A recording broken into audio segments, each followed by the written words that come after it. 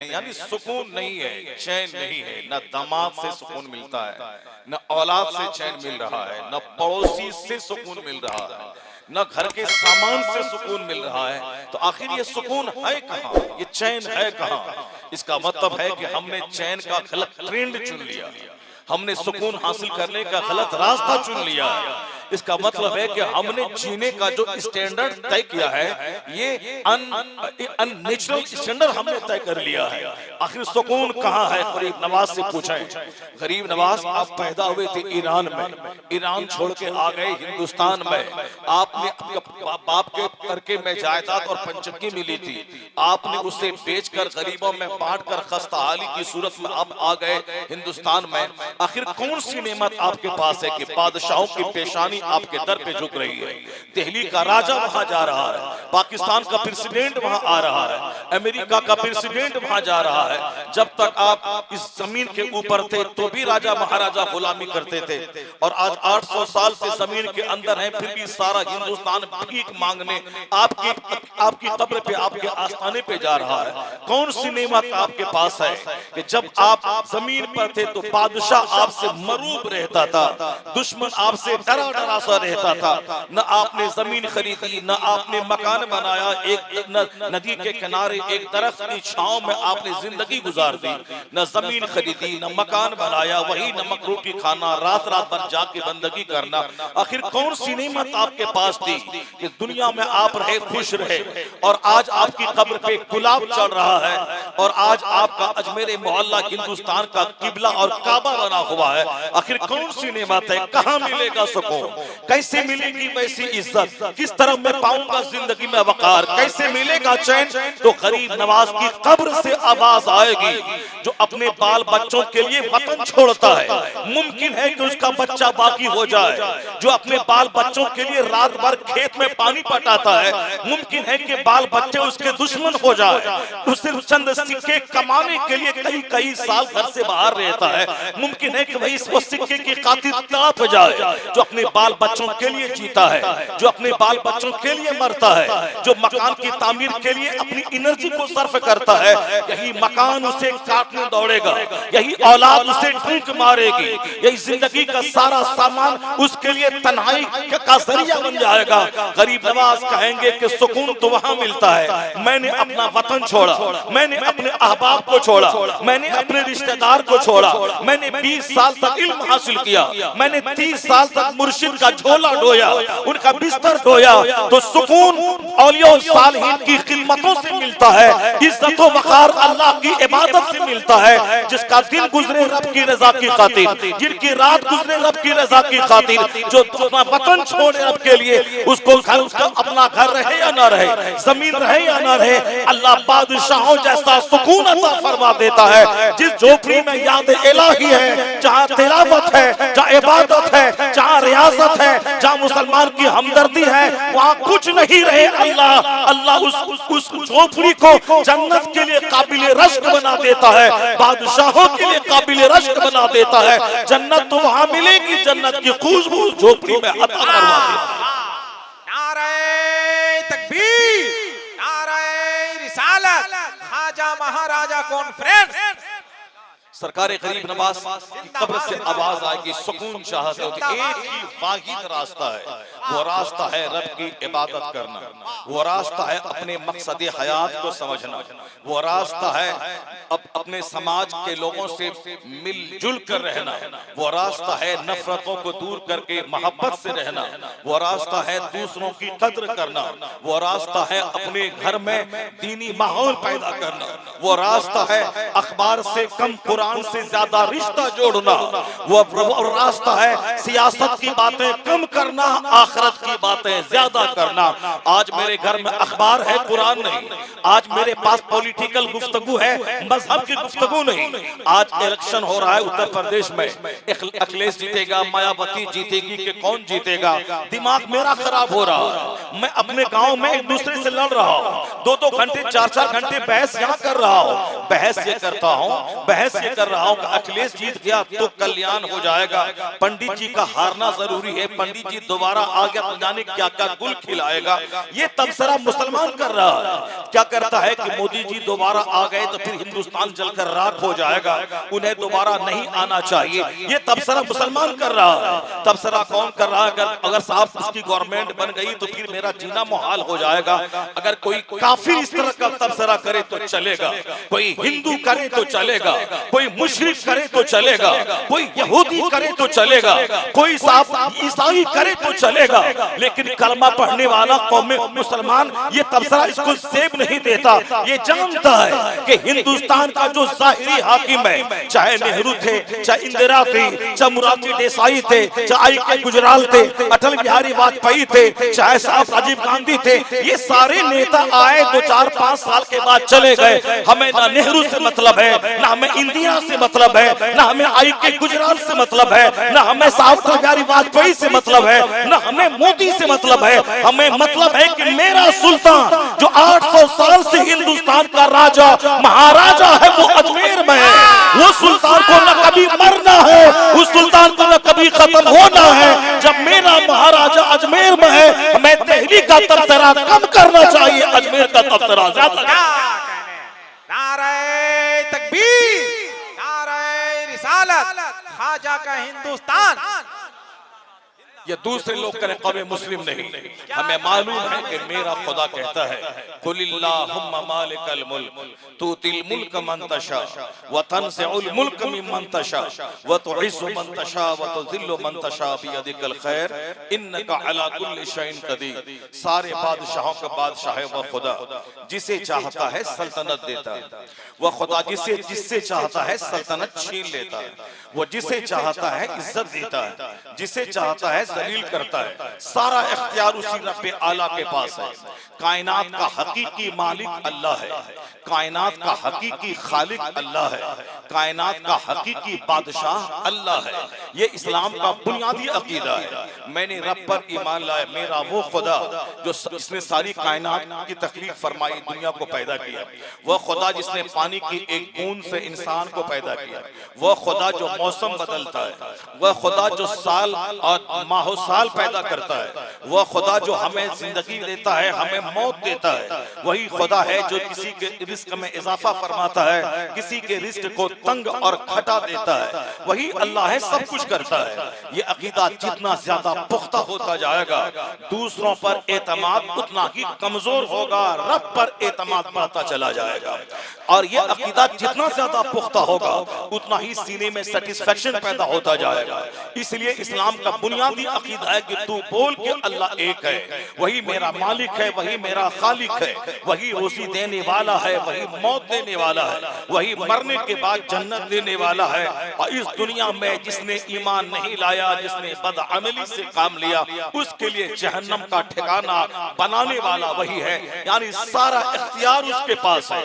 इस्लाम लाने का सबसे बड़ा बेनिफिट ये अकीदा हमें जलील होने से बचाता है। ये अकीदा हमें दूसरों के सामने भिखमंगा बनने से बचाता है। ये अकीदा मुझे भिखारी बनने से बचाता है, क्योंकि जानता है कि मेरा देने वाला रब है, वही रोजी देता है, वही असबाब पैदा फरमाता है, वही गरीब के बेटे को बादशाह, बादशाह के बेटे को कंगाल बनाता है, वही किसी को सल्तनत देता है और जब वह जुल्म करे तो सल्तनत छीन कर उसे जलील करता है। कुरान शरीफ की हर आयतों में, कुरान पाक की हर सूरतों में इस अकीदे पे जोर दिया गया है, या इन्नल्लाह अला कुल्लि शैइन क़दीर, अल्लाह हर चीज पर कादिर है। जब अल्लाह हर चीज पर कादिर है तो फिर हमें यकीन एतमाद मजबूत अल्लाह पे होना चाहिए कि अल्लाह रब्बुल इज्जत ही इस दुनिया का हाकिम है, वही सारी कायनात का खालिक है, वही सबको नेमतों से नवाजने वाला है, वही मेरी मासियत और मेरे गुनाहों को देखकर नेमतों को छीनने वाला है। जब नजर इस अकीदे पे रहेगी तो इस बात पे नजर न जाएगी कि साहब फला साहब आ जाएं तो हमको खुशहाली मिल जाएगी, फला साहब के रहने से मुझको बदहाली मिल जाएगी, फला साहब के आ जाने से माला माल हम हो जाएंगे, फला साहब हाकिम बन जाए तो साहब हिंदुस्तान में खुशहाली की नदी बह जाएगी। ये दूसरे लोग ऐसा कहते हैं। कौम मुस्लिम चूंकि दुनिया के लोगों को एक आरजी हाकिम समझता है और हकीकी अहकमुल हाकिमीन अल्लाह की जात है। वही जब दुनिया में पाप बढ़ जाए, जब दुनिया में जुल्म बढ़ जाए तो जालिम हाकिमों को मुसल्लत कर देता है ताकि बद अमल बंदों को सबक सिखाया जाए, उन्हें बताया जाए कि जब गुनाह बढ़ता है तो उसका हाकिम जालिम आता है। लेकिन जब रियाया नेकोकार हो, परहेजगार हो तो अल्लाह आदिल बादशाह को उस पर मुसल्लत कर देता है। जब पब्लिक अच्छी हो, जब रियाया नेक हो, उसका हाकिम नेक होता है। जब पब्लिक नेक हो, उसका हाकिम सिद्दीक अकबर होता है। जब पब्लिक नेक हो, उसका हाकिम उमर फारूक आजम होता है। जब पब्लिक नेक हो, उसका हाकिम उस्मान गनी जैसा होता है। जब पब्लिक नेक हो, उसका हाकिम अली जैसा होता है। जब पब्लिक नेक हो, उसका हाकिम हसन करीमैन जैसे होते हैं। और जब पब्लिक में बुराइयां आने लगे तो हज्जाज इब्ने यूसुफ जैसा जालिम उस पर मुसल्लत होता है। जब घरों में तिलावत के बजाय शराब आ जाए, वहाँ रंग आ जाए, वहाँ साहब दुनिया दाखिल हो जाए तो फिर तातारी काफिरों को मुसल्लत कर दिया जाता है। और जब मस्जिदें वीरान होने लगे, मदरसा उजड़ने लगे, खानकाह उजड़ने लगे, आलिमों की इज्जत पामाल होने लगे, माँ बाप का वकार मजरूह होने लगे, हर घर में मियाँ बीवी कीदा कुत्तों की तरह लड़ने लगे, औलाद बाकी होने लगे, उस जमाने में हाकिम मोदी जैसा मुसल्लत हो जाता है। उसके हटाने के लिए वोटिंग की कोई जरूरत नहीं। जिस दिन मस्जिद आबाद हुई, मदरसा आबाद हुआ, घर तिलावत से आबाद हो, खानकाह आबाद हो, जलसा आबाद हो, पेशानी सजदों से आबाद हो, मैं वोट नहीं भी दूंगा तो मेरा खुदा जालिम को हटाएगा। मुझे देखकर मेरा हाकिम आदिल मुसल्लत नारे तकबीर, नारे रिसालत। इस अपने घरों में तबसरा इस्लाम का होना चाहिए, अपने घर में तबसरा ईमान का होना चाहिए, अपने बाल बच्चों के दरमियान औलिया और सालिहीन के औसाफ और खसाइल का तज़किरा होना चाहिए। कौम मुस्लिम की अपनी शनाख्त है। कौम मुस्लिम इस दुनिया से जुल्म मिटाने आई है। ये कौम दुनिया को शाहराए हयात दिखाने आई है। ये कौम गरीबी में रहकर बादशाहों को जीने का तर्ज देने आई है। 1400 साल तारीख मेरी रोशन रही है। हमारे बुजुर्गों ने जिस खित्ते में कदम रखा है उस कुफरिस्तान को इस्लामिस्तान में तब्दील कर दिया है। हमारे बुजुर्गों ने बेशुमार बुरी रस्मों को दुनिया से मिटाया है। ये इस्लाम की देन है कि आज सारी दुनिया में एजुकेशन का चराग रोशन है। वरना जहाँ एक भी पढ़ा लिखा आदमी नहीं था, आज 1 लाख स्कूल वहाँ खुल गए। पूछा जाए कि ये स्कूल किसने गिफ्ट में दिया है? जहाँ साइंस नाम की कोई चीज नहीं थी, आज वहाँ का बच्चा मुहक्किक, रिसर्चर और साइंटिस्ट और वैज्ञानिक बन गया है। उनसे पूछा जाए कि 500 साल पहले लफ्ज़ रिसर्च तुम नहीं जानते थे, लेकिन आज बच्चा मुहक्किक है, ये किसने तुमको गिफ्ट में दिया है? चाइना, जापान जैसा मुल्क आज से 1000 साल पहले जहां लोग ताने ताने को तरसते थे, जिस मुल्क में कोई चीज नई नहीं थी, जहां के लोग जानवरों जैसी जिंदगी गुजारते थे, लेकिन आज वो जापान और चाइना दुनिया की सारी मंडियों पे छा गया।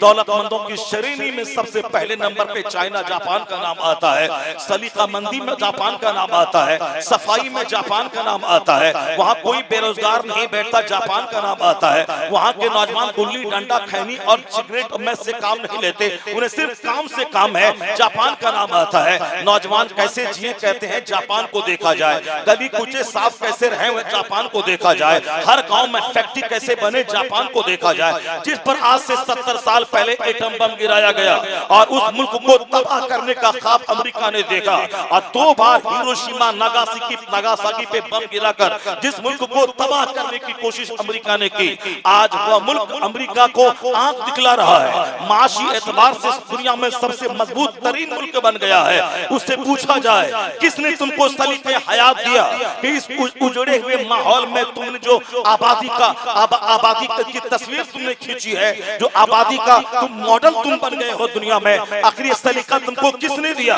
जापान का जर्रा बोलेगा। अगर कोई दूसरा पूछे तो चलेगा। एक कौम मुस्लिम तुम मत पूछना। तुम्हारे पैगंबर ने कहा है संकट की घड़ी में सब्र करना चाहिए, मुसीबत के वक्त में सब्र करना चाहिए। तुम्हारे पैगंबर ने कहा है अल यदुल उलिया खैरुम मिनल यदि सुफला, यानी the giver hand is better than the lower hand, देने वाला हाथ लेने वाले हाथ से बेहतर होता है। तो मैंने कसम खा लिया था कि हम तबाह जरूर हुए हैं, मगर इस संकट की घड़ी में हम सब्र करेंगे, हम अपने बच्चों को पढ़ाएंगे, हम वो कुछ अपने गांव में पैदा करेंगे कि हम दुनिया की मंडियों में अपना माल फैलाएंगे। दुनिया भर का सिक्का मेरे मुल्क में आएगा, मैं दूसरों से मांगूंगा नहीं, कपड़ा मैं खुद पैदा करूंगा, गाड़ी मैं खुद बनाऊंगा, सारी इंडस्ट्रीज में कायम करूंगा, सारा मटेरियल्स मैं पैदा करूंगा, मैं दुनिया को दूंगा, दुनिया से लूंगा नहीं। मैं जब लूंगा तो मेरा सिक्का जाएगा, मैं जब दूंगा तो बाहर का सिक्का आएगा। मैंने मेहनत की, बच्चों को हुनर सिखलाया, उन्हें बताया कि 1 मिनट भी बर्बाद मत करना। जहां मुल्क 5 घंटे लोग बर्बाद करते हैं चौक चौराहे पे, चाय की दुकान पे, वो पैसे को तरसेंगे, वह मुल्क तरसेगा, वह गांव गरीबी का शिकार हो जाएगा। और जो एक मिनट को कीमती समझकर उसको उस काम में लगाएगा, यानी सोने का टाइम फिक्स होना चाहिए, काम का टाइम फिक्स होना चाहिए, हर चीज का वक्त मुतअय्यन होना चाहिए। तो जापान का जर्रा बोलेगा मैंने वक्त की कद्र की है। ये वक्त की कद्र मैंने अमेरिका से नहीं सीखा है, मैंने और तिब्बत से नहीं सीखा है, मैंने वियतनाम से नहीं सीखा है। ये वक्त की कद्र, 1 मिनट पहले का मकाम कुछ और है, 1 मिनट बाद का मकाम कुछ और है, 1 मिनट पहले का वैल्यू कुछ और है, 1 मिनट के बाद का वैल्यूज कुछ और है। ये हमने इस्लाम से सीखा है। अगर आफताब निकलता है 5:10 पर, तो 5:09 पे जो नमाज फज्र हो सकती है, 5:10 पे वह नमाज फज्र अदा न होगी। अगर इस सहरी का वक्त है 3:40 में खत्म होता है, तो 3:40 से पहले बीवी भी जायज है, दाना भी जायज है, पानी भी जायज है। 3:40 के बाद अब मेरी बीवी अपनी मेरे लिए हराम हो गई, दाना मेरे लिए हराम हो गया, पानी मेरे लिए हराम हो गया। 1 मिनट पहले जो चीज हलाल थी, 1 मिनट के बाद वो चीज हराम हो गई। और 6 बजकर इफ्तार का टाइम शुरू होता है, तो 5:59 पर मेरी बीवी हराम, दाना हराम, पानी हराम, मगर 5:07 6 बजे वही बीवी हलाल, वही दाना हलाल, वही पानी हलाल। 1 मिनट पहले हराम की वो चीज 1 मिनट के बाद हलाल हो गई। 1 मिनट पहले हलाल थी, 1 मिनट के बाद हराम हो गई। कोई साल के 360 दिन मैदान अरफात में जाके बैठ जाए, हज नहीं होगा। हज तो उसी वक्त होगा जबकि वह जिलहिज्जा की 9 तारीख को मैदान अरफात में जाएगा। इसका मतलब यह निकला कि हज सब दिन नहीं होता, जिलहिज्जा की 9 तारीख को होता है। यह रोजे का टाइम फिक्स है, हज का वक्त मुतय्यन है, नमाज का वक्त मुतय्यन है। कोई साल के 360 दिन माल अपने पास रखे, साल लगने में 1 दिन बाकी है, वह करोड़ों का माल अपनी बीवी को गिफ्ट कर दे, तो वह साहिब निसाब ही नहीं रहा, अब उसमें ज़कात फर्ज नहीं है। एक माल पे साल गुजरना जरूरी है, तब ज़कात फर्ज होती है। औलाद और जरूरी है। बीवी के पास 50 करोड़ का जेवर है, 6 महीने तक वह मलका रही, 6 महीने के बाद मुझको बतौर गिफ्ट दे दिया। अब जब मेरे पास वह माल साल भर तक रहेगा, तब उसकी ज़कात हम पर फर्ज होगी। फिर 6 महीने के बाद मैंने बीवी को लौटा दिया, मैंने तुझको उसका मालिक बनाया। इस तरह से करता रहे, ज़कात फर्ज न होगी। इसका मतलब यह निकला ज़कात देने के लिए टाइम फिक्स है, हज के लिए टाइम फिक्स है, रोजा के लिए टाइम फिक्स है। वो जापान का जर्रा बोलेगा जिसके यहाँ 1 मिनट की इतनी कद्र है कि हलाल हराम हो जाए, हराम हलाल हो जाए, तो वो कौम मुस्लिम से मैंने वक्त की कद्र सीखी है, मैंने पंक्चुअलिटी सीखा है, मैंने वक्त की कद्र किया है, मैंने सब्र किया है, मैंने हौसला से काम लिया है, मैंने बच्चों को इल्म और हुनर सिखाया है, मैंने न लेने और देने की कसम खा लिया है। ये तुम्हारे पैगंबर का उसूल था जो हम उजड़े हुए को आज दुनिया में आबाद कर दिया है, उस जर्रे को आफताब बना दिया है, कमजोर माशी मुल्क को दुनिया का आज मजबूत माशी मुल्क बना दिया है। पैगंबर आजम की तालीमात पर अमल इस दुनिया में एक काफिर करे, मरने के बाद जन्नत तो नहीं मिलेगी, अलबत्ता दुनिया में तरक्की मिलेगी, दुनिया में कामयाबी मिलेगी, दुनिया में डेवलपमेंट उसको मिलेगी। तो पैगंबर आजम अलैहिस्सलाम का वो मजहब बहुत जिसने दुनिया को तर्ज़े हयात दिया है, हमने जीने का शऊर दिया है, हमने स्कूल कॉलेज खोलने का मसाज दिया है, हमने ही राजनीति पॉलिटिक्स और जमहूरियत का मैसेज दुनिया को दिया है। मगर हमारे बच्चे आज एहसास कमतरी में जी रहे हैं। क्या कह रहे हैं? कह रहे हैं कि इस्लाम खतरे में आ गया है, मुसलमान का मुस्तकबिल बड़ा डेंजरस है इंडिया में, मुसलमान अब कल क्या होगा कहना मुश्किल है। इसीलिए हमारे वह बच्चे जिसकी घुट्टी में मैंने इस्लाम नहीं पिलाया, उसको मैंने हैदराबाद पढ़ने के लिए भेज दिया। वहां देखा कि सारी मीडिया सोशल मीडिया में इस्लाम के खिलाफ तबसरे हो रहे हैं, मदरसा को मिटा दो, आलिमों को मार दो, मस्जिदों को तबाह कर दो। ये कौम मुस्लिम ये आतंकवादी कौम है, इसका हिंदुस्तान में रहना हिंदुस्तान के वजूद के लिए खतरा है, इसे मार देना चाहिए। कॉलेज का पढ़ा लिखा तबका बोलता है मुसलमान का वजूद खतरा है, ये निसाब नेता तबका बोलता है मुसलमान का वजूद भारत के लिए खतरा है। इनके धर्म संसद में तबसरा हो रहा है कि साहब इतने लाख मुसलमानों को कत्ल कर दो, वरना ये सब तुमको भगा के फिर दोबारा जैसे पहले 1000 साल तक हुकूमत किया फिर दोबारा ये शासन करने के लिए आ जाएगा। यानी जो कहता है मैं बुद्धिजीवी हूँ वह नफरत की बातें कर रहा है, जो कहता है मैं धार्मिक आदमी हूँ वह नफरत की बातें कर रहा है। धार्मिक आदमी जो लुंगी पहनता है, धार्मिक आदमी जो टीका लगाता है, धार्मिक आदमी जो हाफ कुर्ता पहनता है, धार्मिक आदमी दुनिया को छोड़कर वह गिरवा जाफरानी कपड़ा पहनता है, यह बोलता मुझको दुनिया नहीं चाहिए। ठीक है, दुनिया नहीं चाहिए, मैं अमन की बोली बोलता हूँ, लेकिन उसकी जबान से कत्ल की बात आ रही है, वह काटने की बात कर रहा है। इसका मतलब है कि धार्मिक नेता बनने की आड़ में वह पाखंडी है, वह जालिम है, वह आतंकवादी है जो हिंदुस्तान को चलाने की बात कर रहा है। तुम मुझे मारेगा मैं तुम्हें छोड़ दूंगा, तुम मुझे कत्ल करेगा मैं तुझको छोड़ दूंगा, तुम मेरे गांव उजाड़ेगा मैं कहूंगा आओ बैल मुझको मारो मैं छोड़ दूंगा। जब तुम 20 लाख का कत्ल करेगा तो दूसरा 40 लाख कत्ल करेगा, तुम 40 लाख को कत्ल करेगा तो दूसरा 1 करोड़ को कत्ल करेगा। यहाँ तो मरने का डर उसको हो जिसके सीने में अल्लाह का डर नहीं है। यहाँ तो मुसलमान का बच्चा ये जिहाद के सर पे कफर बांध के खड़ा है, इसे मौत का मुंतजिर है कि मैं एड़ी चोटी जो एड़ी रगड़ कर हॉस्पिटल में नहीं मरना चाहता हूँ। मुसलमान का बच्चा बोलता है मैं लेटी रूम में नहीं मरना चाहता हूँ, मैं झूठ की महफिल में नहीं मरना चाहता हूँ, मैं शराब की भट्टी में नहीं मरना चाहता हूँ, मैं हॉस्पिटल में नहीं मरना चाहता हूँ। इलाही मौत दे मुझे शहादत की ताकि मेरी गर्दन तेरे नाम पे कट जाए। जो शहादत का मुंतजिर है उसको डरा नहीं सकता। ये धर्म संसद का पाखंडी ये डराए अमेरिका के यहूदी को, ये डराए किसी जापान के बुद्धिस्ट को, मुस्तफा के गुलाम को नहीं डराए। यहाँ तो बच्चा शहादत का मुंतजिर है, वह नाकाम रहता है जो मौत से डरता है। जो शहादत का मुंतजिर हो यहाँ भी शान से जीता है, मरने के बाद जन्नत का मुस्तहिक।